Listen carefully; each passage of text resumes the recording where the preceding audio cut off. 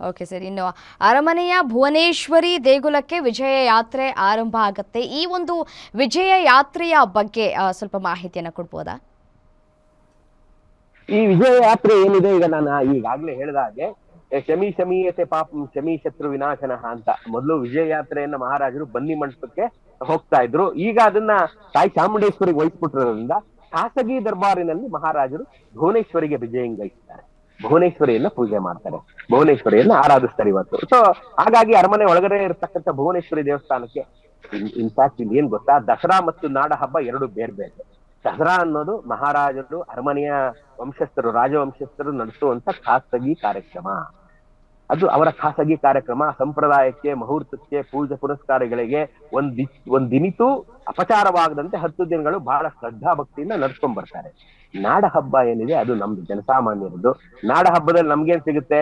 ದಸರಾ ವಸ್ತು ಪ್ರದರ್ಶನ, ಅರಮನೆ ಲೈಟು, ಅರಮನೆ ಬ್ಯಾಂಡ್ ಸೆಟ್, ಯುವ ದಸರಾ, ಕೃಷಿ ಮೇಳ, ವಸ್ತು ಪ್ರದರ್ಶನ, ಕುಸ್ತಿ, ಆಹಾರ ಮೇಳ, ಇವೆಲ್ಲ ನಮ್ದು. ಇದು ನಾಡ ಹಬ್ಬ.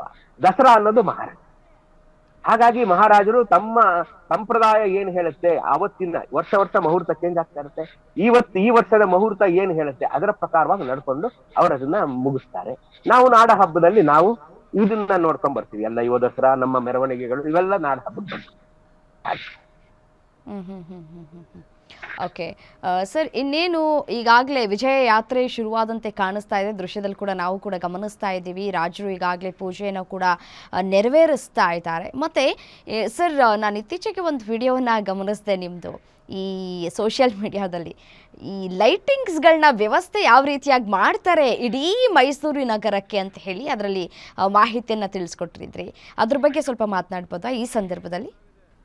ಅದು ನಾನು ತೋರಿಸಿದ್ದು ಪವರ್ ಹೌಸ್. ಅದು ಅರಮನೆ ದೀಪಾಲಂಕಾರ 96,000ಗಿಂತಲೂ ಹೆಚ್ಚು ದೀಪ. ಇವತ್ತು 1,20,000 ದೀಪ ಇದೆ ಅಂತ ಅಲ್ಲಿ ಎಲೆಕ್ಟ್ರಿಕಲ್ ಇಂಜಿನಿಯರ್ ಹೇಳ್ತಾ ಇದ್ರು.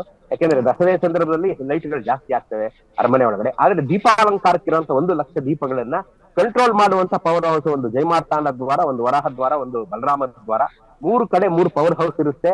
3 ಜನ ಎಲೆಕ್ಟ್ರಿಕಲ್ ಸ್ಟಾಫ್ ಅಲ್ಲಿ ನಿಂತಿರ್ತಾರೆ. ಸರಿಯಾಗಿ 6:58ಕ್ಕೆ ಪ್ರತಿದಿನ ಸಂಜೆ ಅರಮನೆಯ ತುದಿಯ ಬುರುಜಿನಲ್ಲಿರುವ ದೀಪ ಆಫ್ ಆಗುತ್ತೆ. ಆಗ ಎಲ್ಲರೂ ಅಲರ್ಟ್ ಆಗ್ಬೇಕು ಅನ್ನುವಂತ ಸೂಚನೆ. ಸರಿಯಾಗಿ 6:58ಕ್ಕೆ ದೀಪ ಆಫ್ ಆದ ತಕ್ಷಣ ಎಲ್ಲ ಅಲರ್ಟ್ ಆಗಿ ನಿಂತಿರ್ತಾರೆ.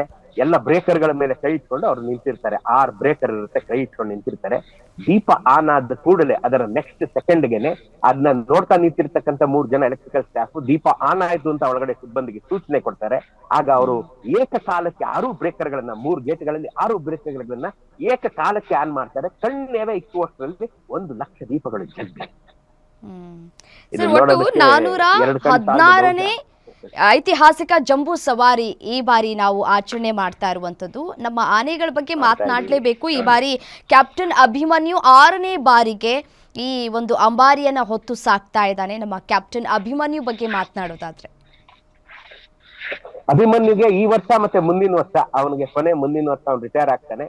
ಅದ್ರ ಮುಂದಿನ ವರ್ಷದಿಂದ ಬೇರೆಯವರು ಬರ್ತಾರೆ. ಅವನು ದೇವೇಂದ್ರ ಇರ್ಬೋದು, ಅವನು ಇನ್ನು 3 ಆನೆಗಳನ್ನ ಇವರು ಅರಣ್ಯ ಇಲಾಖೆಯವರು ಗೊತ್ತು ಮಾಡಿ ಅವಕ್ಕೆ ತರಬೇತಿ ನೀಡ್ತಾ ಇದ್ದಾರೆ. ಇನ್ನು 2 ವರ್ಷದಲ್ಲಿ ಯಾವ್ದು ತುಂಬಾ ಕಾಂಪಿಟೇಟಿವ್ ಆಗಿ ಮುಂದೆ ಬರುತ್ತೆ ಆ ಆನೆನ ಇವರು ತಗೊಳ್ತಾರೆ. ಏಕಲವ್ಯ, ದೇವೇಂದ್ರ ಮತ್ತೆ ಇನ್ನೊಬ್ಬ 3 ಆನೆ. ಅಭಿಮನ್ಯು ಅನ್ನೋನು ಈ ಕಾಡಿನ ರಾಜ. ಅಭಿಮನ್ಯು ಇದ್ದಾನಲ್ಲ, ಅವನು ಕಾಡಿನ ರಾಜ. ಅಭಿಮನ್ಯುಗೆ ಇಡೀ ಕಾಡು ಹೆದರುತ್ತೆ. ಎಲ್ಲ ಕಾರ್ಯಾಚರಣೆಗಳಲ್ಲಿ ಆನೆಗಳನ್ನ ಹಿಡಿದು ತಂದವನು ಅವನು. ಭೀಮನ್ನ ಹಿಡಿದವನು ಅವನೇ, ಹಾಸನದ ಶ್ರೀಕಂಠನ ಹಿಡಿದವನು ಅವನೇ. ಎಲ್ಲ ಆನೆಗಳನ್ನ ಕಾರ್ಯಾಚರಣೆಯಲ್ಲಿ ಹಿಡ್ಕೊಂಡು ಬಂದವನು ಇದೇ ಅಭಿಮನ್ಯು ಇರಾನೆ ಅಂದ್ರೆ ಅವನ ಮುಂದೆ ನಿಂತ್ಕೊಳ್ಳಕ್ಕೂ ಬೇರೆ ಆನೆಗಳು ಹೆದರ್ಕತೆ. ನಿಜವಾದ ಗಜರಾಜ ಅಂದ್ರೆ ಅಭಿಮನ್ಯು. ಬಹಳ ಗಾಂಭೀರ್ಯವಂತ ಅಭಿಮನ್ಯು. ಬಹಳ ಏನಂತಾರೆ, ಅವನಿಗೆ ಗಜ ಗಾಂಭೀರ್ಯ ಅನ್ನೋ ಪದ ಅಭಿಮನ್ಯು ನೋಡೇ ಹುಟ್ಟೋತೇನೋ ಅನ್ನೋವಂಥದ್ದು. ಬಹಳ ಶೌರ್ಯವಂತ, ಬಹಳ ಧೈರ್ಯವಂತ ಅಭಿಮನ್ಯು. ಅವ್ರ ಪಕ್ಕದಲ್ಲೇ ನೀವ್ ಎಷ್ಟೇ ಬಾಂಬ್ ಸಿಡ್ತದ್ರು ಏನು ಅವನು ಅಳ್ಳಾಡೋದಿಲ್ಲ ಅಭಿಮನ್ಯು.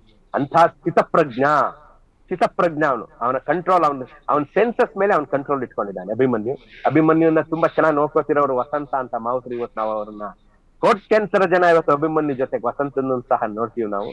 ವಸಂತ ಅನ್ನೋರು ನೋಡಿ ಅವರು ನೋಡೋದಕ್ಕೆ ಅಭಿಮನ್ಯು ಕಾಲ್ ಕೆಳಗೆ ಹೊಸೊಬ್ಬರು ಅಷ್ಟು ಹುಡುಗಿದ್ದಾರೆ. ಅಷ್ಟೇ ಸಹೃದಯಿ ವಸಂತ. ಆನೆ ಅಭಿಮನ್ಯುವಿನ ಜೊತೆ ತಂದೆ ಮಗನ ಭಾವದಿಂದ ಹೊಂದಿದ್ದಾರೆ. ಬಹಳ ಪ್ರೀತಿಸ್ತಾರೆ. ಇವರೇ ಅಂತಲ್ಲ, ನಮ್ಮ ಭೀಮನ್ ನೋಡ್ಕೊಳ್ಳೋಂತ ನಂಜುಂಡಸ್ವಾಮಿ ಇರ್ಬೋದು, ಶ್ರೀಕಂಠನ್ ನೋಡ್ಕೊಳ್ಳೋಂತ ಓಂಕಾರ ಇರ್ಬೋದು, ಎಲ್ಲ ಮಾವುತರು ಇವರೆಲ್ಲರೂ ಅಷ್ಟೇ ಆನೆಗಳ ಜೊತೆ ಅವಿನಾಭಾವ ಸಂಬಂಧ. ನಾನೊಂದು ಮಾತು ಹೇಳ್ತೀನಿ, ನಿಮ್ಗೆ ಆಶ್ಚರ್ಯ ಆಗುತ್ತೆ. ಅವರು ತಮ್ಮ ಹೆಂಡತಿ ಮಕ್ಕಳನ್ನು ಅಷ್ಟು ವಿತ್ಸಲ್ಲ, ತಾವು ನೋಡ್ಕೊಳ್ಳೋ ಆನೆ ಅಷ್ಟು. ದಿನ ಬೆಳಗ್ಗೆ ಎದ್ದ ಮೊದ್ಲು ಅವರು ಮುಖ ತೊಳೆದು ಸ್ನಾನ ಮಾಡಿ ಆನೆಗೆ ಊಟ ಕೊಡೋದು, ತಾವು ಕಾಫಿ ಕುಡಿಯಲ್ಲ. ಆನೆ ಅವತ್ತು ಊಟ ತಿಂಡಿ ಮಾಡ್ತಾ ಮನೆಗ್ ಬಂದು ಇವರು ವಾಪಸ್ ತಿಂಡಿ ತಿಂತಾರೆ. ಅವತ್ತೇನಾದ್ರು ಆನೆಗೆ ಹುಷಾರ್ ತಪ್ಪು ಊಟ ತಿಂಡಿ ಮಾಡ್ಲಿಲ್ವಾ, ಇವರು ಮಾಡೋದಿಲ್ಲ, ಇವ್ರು ಊಟ ತಿಂಡಿ ಮಾಡಲ್ಲ. ಬಿಲೀವ್ ಇದು ದಿ ಅಮೌಂಟ್ ಆಫ್ ಏನು ಟುಗೆದರ್ನೆಸ್ ಅಂದ್ರೆ. ನಾವು ಇವ್ರನ್ನ ನೋಡ್ ಕಲಿಬೇಕು. ಏನು ಟುಗೆದರ್ನೆಸ್ ಅಂದ್ರೆ ಅಭಿಮನ್ಯು, ವಸಂತ, ನಂಜುಂಡ ಸ್ವಾಮಿ, ದ್ರೋಣ, ಓಂಕಾರ ಮತ್ತೆ ಶ್ರೀಕಂಠ, ಹಿಂಗೆ ತುಂಬಾ ಜನ ಇದ್ದಾರೆ. ಹಿದಾಯತ್ತು ಮತ್ತೆ ಇನ್ನೊಬ್ಬ ಇದ್ದಾರೆ, ಅದು ತುಂಬಾ ಜನ, ಎಲ್ರು ಪ್ರತಿಯೊಬ್ರು ಇದೇ ರೀತಿಯಾದಂತಹ ಒಂದು ಅವಿನಾಭಾವ ಸಂಬಂಧ ಹೊಂದಿರ್ತಾರೆ. ಅಭಿಮನ್ಯು ಅಂತೂ ಇದು ನೋಡಿದಾನೆ. ಈಗ ನೀವ್ ಹೇಳಿದ್ರೆ ಈಗಾಗಲೇ 6ನೇ ವರ್ಷ ಅಂತ, ಅವ್ನಿಗಿದು 7-8ನೇ ವರ್ಷ. ಅವ್ನಿಗೆ ಆಲ್ರೆಡಿ ಅವನು ಅಭಿಮನ್ಯು ಬಹಳ ಅದಕ್ಕೆ ಸೀಸನ್ ಆಗೋಗಿದ್ದಾನೆ ಅಭಿಮನ್ಯು. ನೀವು ನೋಡ್ತಾ ಇರ್ಬೇಕಾದ್ರೆ ಅಭಿಮನ್ಯುನ್ ಗಮನಿಸಿ, ಅವನ ಸ್ಥಿತಪ್ರಜ್ಞತೆ, ಎಲ್ಲೂ ಗಾಬರಿಗೊಳ್ಳೋದಾಗ್ಲಿ, ಆ ಕಡೆ ಈ ಕಡೆ ತಲೆ ಅಲ್ಲಾಡ್ಸೋದಾಗ್ಲಿ ಏನು ಮಾಡಲ್ಲ. ವಸಂತ ಏನ್ ಹೇಳ್ತಾರೆ ಅದನ್ನ ಬಹಳ ಚಾಚು ತಪ್ಪದೆ ಶ್ರದ್ಧೆಯಿಂದ ಕೇಳ್ತಾನೆ. ಕುಮ್ಕಿ ಆನೆಗಳನ್ನ ಯಾರು ತಯಾರು ಮಾಡಿದಾರೋ ನಾನು ಇನ್ನೂ ನೋಡಿಲ್ಲ. ನಿಮ್ಗೆ ಈಗ ಗೊತ್ತಾಗ್ಬೋದು ಬಹುಶಃ ಕುಮ್ಕಿ ಆನೆಗಳು ಅಭಿಮನ್ಯುವಿನ ಅಕ್ಕಪಕ್ಕ, ಅಭಿಮನ್ಯುವಿಗೆ ಪ್ರಿಯವಾದಂತ ಗೆಳತಿಯರು ಅವರು, ಅಭಿಮನ್ಯು ಇಷ್ಟಪಡುವಂತ ಗೆಳತಿಯರು, ಗರ್ಲ್ ಫ್ರೆಂಡ್ಸ್ ಆಫ್ ಅಭಿಮನ್ಯು ಅವರೇ ಅಕ್ಕಪಕ್ಕ ಇರ್ಬೇಕು, ಬೇರೆ ಅವ್ರು ಸೇರ್ಸಲ್ಲ ಅದನ್ನು. ಸೊ ಅವರಿಬ್ರು ಅಕ್ಕಪಕ್ಕ ಇದ್ರೆ ಅಭಿಮನ್ಯು ರಾಜನಂತೆ ವಿರಾಜಮಾನವಾಗಿ 5 ಕಿಲೋಮೀಟರ್ಗಳ ಅಂಬಾರಿಯನ್ನ ನೀರು ಕುಡಿದಷ್ಟು ಸಲೀಸಾಗಿ ಹೊರತಾನೆ. ಆ ವೈಭವವನ್ನ ಇನ್ನೇನು ಕೆಲವೇ ಗಂಟೆಗಳಲ್ಲಿ ನಾವು ಕಣ್ತುಂಬಿಗಳಲ್ಲಿ ಇದ್ದೇವೆ. ನಾನಂತೂ ಬಹಳ ಕಾತರದಿಂದ ಕಾಯ್ತಾ ಇದ್ದೀನಿ. ಓಕೆ, ಸೊ ಸಾಮಾನ್ಯವಾಗಿ ಮಧ್ಯಾಹ್ನದ ಹೊತ್ತಿಗೆ ಎಲ್ಲವೂ ಕೂಡ ಆರಂಭ ಆಗುತ್ತೆ. ಯಾಕೆ ಮಧ್ಯಾಹ್ನ ಅಂತ ಹೇಳಿ? ಯಾಕೆಂದರೆ ಬೆಳಗ್ಗೆಯಿಂದಲೂ ಕಾತುರದಿಂದ ಕಾಯ್ತಾ ಇರ್ತಾರೆ ಜನ ಈ ಒಂದು ಜಂಬೂ ಸವಾರಿಯನ್ನು ನೋಡಬೇಕು ಅಂತ ಹೇಳಿ. ಮಧ್ಯಾಹ್ನದ ನಂತರ ಆರಂಭ ಆಗುತ್ತೆ. ಈ ಬಾರಿಯೂ ಕೂಡ 1 ಗಂಟೆಯ ನಂತರ ಆರಂಭ ಆಗ್ತಾ ಇದೆ, ಅದು ಕೂಡ ಶುಭ ಧನುರ್ ಲಗ್ನದಲ್ಲಿ. ಯಾಕೆ ಮಧ್ಯಾಹ್ನ ಈ ಒಂದು ಲಗ್ನದಲ್ಲೇ ಆಚರಣೆ ಮಾಡಲಾಗತ್ತೆ? ಈ ಲಗ್ನ ಇದು ವಿಜಯದ ಮೆರವಣಿಗೆ ಆದ್ರಿಂದ ವಿಜಯದ ಮೆರವಣಿಗೆಗೆ ಒಂದು ಲಗ್ನ ಇರುತ್ತೆ. ಅದನ್ನ ಪುರೋಹಿತರು ಇವ್ರು ಏನಿದ್ದಾರೆ, ಅವರು ಪುರೋಹಿತರು, ಅವರ ಏನಿದ್ದಾರೆ ಅರ್ಚಕ ವೃಂದ, ಅವರೆಲ್ಲ ಏನಿದ್ದಾರೆ ಅವರೆಲ್ಲ ಸೇರ್ಕೊಂಡು ಡಿಸೈಡ್ ಮಾಡುವಂತದ್ದು. ಪ್ರತಿ ವರ್ಷ ಅವರ ಆಯಾ ವರ್ಷದ ಆಯಾ ಸಂವತ್ಸರ, ಪ್ರತಿ ವರ್ಷ ಸಂವತ್ಸರ ಬದಲಾಗ್ತಾ ಇರುತ್ತೆ. ಆಯಾ ಸಂವತ್ಸರಕ್ಕೆ ತಕ್ಕಂತೆ ಆ ಲಗ್ನವನ್ನ ಅವರು ನಿಗದಿಪಡಿಸ್ತಾರೆ. ನಿಗದಿಪಡಿಸಿದ ಲಗ್ನದೊಂದಿಗೆ ಅದು ಶುರುವಾಗುತ್ತೆ.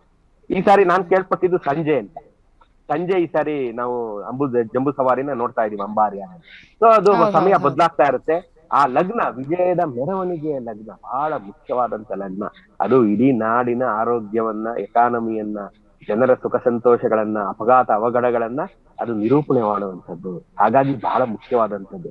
ನಾವೆಲ್ಲ ಏಕತ್ರಗೊಂಡು 7 ಕೋಟಿ ಕನ್ನಡಿಗರು ಇವತ್ತು ಕೈ ಜೋಡಿಸಿ ತಾಯಿ ಚಾಮುಂಡೇಶ್ವರಿ ಕೇಳ್ಕೋಬೇಕಿದೆ, ನಮ್ಮನ್ನೆಲ್ಲ ತುಂಬಾ ಚೆನ್ನಾಗಿ ನೋಡ್ಕೋ ತಾಯಿ, ನೀನು ಎಲ್ಲ ಅಪಘಾತಗಳಿಂದ ನಮ್ಮನ್ನ ರಕ್ಷಿಸು, ಎಲ್ಲ ಆಹಾರ ಪದಾರ್ಥಗಳ ಬರದಿಂದ ನಮ್ಮನ್ನು ನೀಗಿಸು.